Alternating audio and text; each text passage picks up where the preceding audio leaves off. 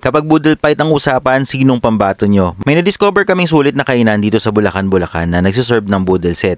Dito yan sa Boodle King Bulacan sa Barangay Matungao sa tapat ng Santo Cristo Chapel. Napakalaki ng kanilang space kaya walang kapobre-problema sa kanilang parking. Buong pamilya, barkada, katrabaho, lahat na ay isama nyo sa Boodle Fight na kainan na to.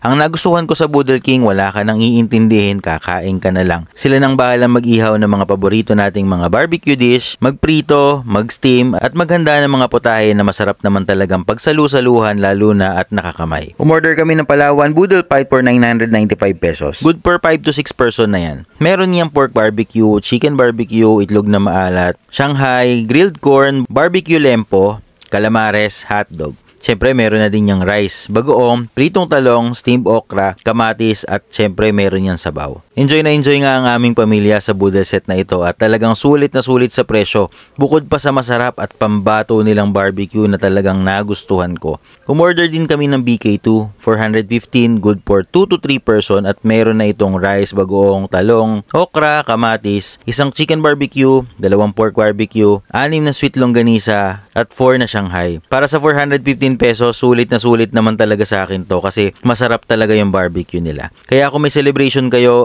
outing ng barkada o family gathering, I highly recommend Boodle King dito sa Bulacan, Bulacan. Maraming salamat!